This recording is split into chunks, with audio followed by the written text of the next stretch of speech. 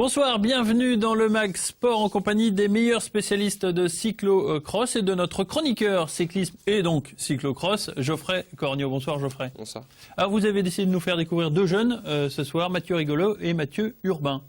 Oui, c'est deux jeunes parce que c'est bien de parler des jeunes et puis c'est des jeunes qui essayent d'aller vers le haut niveau donc voilà quoi, j'aime bien parler de ces gens-là. Et le cyclo-cross c'est une discipline particulièrement, on peut la séparer du cyclisme. C'est pas du tout du cyclisme. C'est une discipline du cyclisme, ouais. Comme la route est une discipline, comme le VTT est une autre discipline. C'est un peu le mix entre le VTT et la route. C'est un vélo qui ressemble, comme on voit derrière, à un vélo de route, sauf que les pneus sont crantés et puis il y a un peu plus de dégagement au cas où il y a de la boue. D'accord. Mathieu Rigolo est un vrai espoir du cyclocross, même s'il fait aussi un peu de route, principalement en FFC où il a plutôt de bons résultats. Oui, Mathieu, c'est un beau potentiel. Après, il se donne du mal à aller vers le haut niveau. Et c'est surtout ça qui me plaît chez lui, c'est que voilà quoi, il a décidé de passer les barrières du département pour aller voir ce qui se passe ailleurs. Ouais. Et ça lui réussit plutôt bien, donc tant mieux. Notamment en FFC.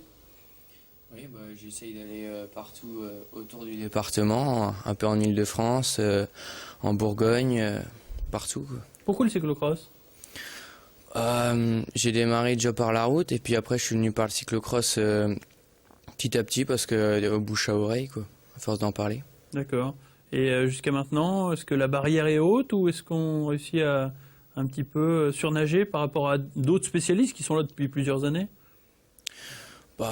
Pour l'instant, en cadet, dans ma tranche d'âge, ça va. Pour l'instant, j'arrive à me débrouiller. Bon, le niveau, il y a des VTTistes qui viennent dans le cyclocross, donc c'est mixte, comme disait Geoffrey. Donc, on arrive avec des mecs de la route et des mecs du VTT à avoir un bon niveau, quoi. Et c'est quoi le futur pour Mathieu Rigolo? C'est arriver au niveau de gens comme Francis Mouret, comme Aurélien Duval aussi Ça, c'est un rêve. Après, pour l'instant, on essaye de se faire plaisir et puis de voir comment que ça marche. Puis après, on verra bien comment que ça se passe.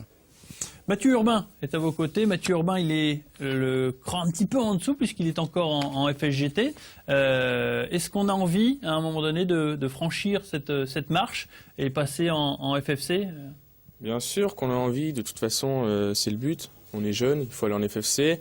Comme je disais à Geoffrey, parce qu'il me tâte pour que j'y aille, c'est ce que j'ai dit, je me consacrerai à la FFC quand j'aurai fini mes études, quand je serai tranquille. Et j'ai dit que Espoir 3, Espoir 4, j'irai en FFC pour quand même voir le niveau national, parce que c'est vrai que niveau FFGT, niveau FFC, c'est pas du tout le même. Certes, en FFGT, il y a Romain Bois, qui est très fort. Donc moi, je peux frotter avec Romain, mais bon, c'est pas pareil. Ouais.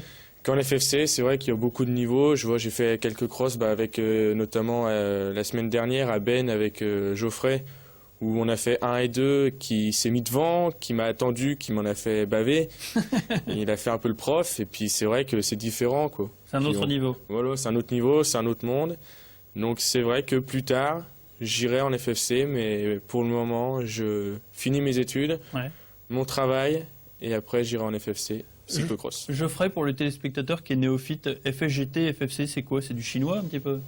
C'est quoi la différence? Non, c'est deux fédérations différentes. La FFC, elle est orientée vers le haut niveau, vers le leitmotiv, c'est les Jeux Olympiques, par exemple, alors que la FFGT, c'est du vélo entre guillemets loisir. C'est pas péjoratif, c'est la recherche de la performance, c'est pas le premier axe de cette fédération-là, même s'il y a des championnats nationaux, mais c'est surtout le travail, le sport pour les gens qui travaillent à la base. Oui, puisque ça signifie Fédération sportive et gymnique du travail. Mais pourquoi il y a que des courses FFGT dans l'eau, mais pourquoi il n'y a pas de courses FFC alors qu'on en voit en Haute-Marne et dans les Ardennes? C'est une particularité auboise, on va dire.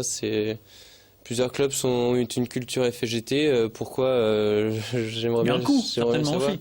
Il y a le coût des compétitions, oui, qui est 2 à 3 fois moins élevé en FFGT qu'en FFC. Ouais. Donc c'est vrai que c'est un certain frein, mais moi je pense que c'est surtout dans la tête des dirigeants que c'est la culture FFGT dans l'Aube, et puis notamment au niveau du cyclocross, sur route c'est encore différent. Donc c'est bien implanté et peut-être qu'à l'avenir ça changera et j'espère. Ouais, mais pour l'instant... C'est comme ça. Il y a beaucoup de courses et on peut dire que Oui, c'est un bon il y en a beaucoup, calendrier. il y a un beau calendrier au niveau FGT. Ouais.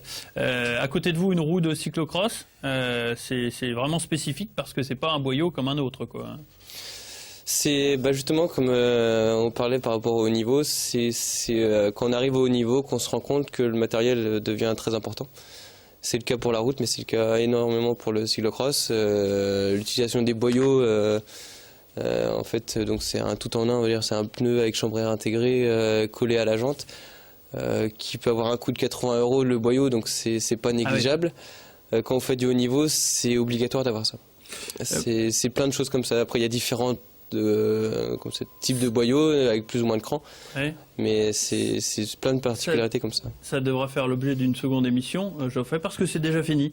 On doit déjà se quitter avec donc une spéciale cyclocross en compagnie de Mathieu Rigolo, Mathieu Urbain et Geoffrey Corniot. Bonne chance pour la suite, messieurs. Le calendrier de course commence à peine et donc le calendrier hivernal est bien rempli avec beaucoup de victoires, on l'espère pour vous. Merci d'avoir assisté à ce Max Sport. À la semaine prochaine pour une nouvelle édition. À très bientôt. Au revoir.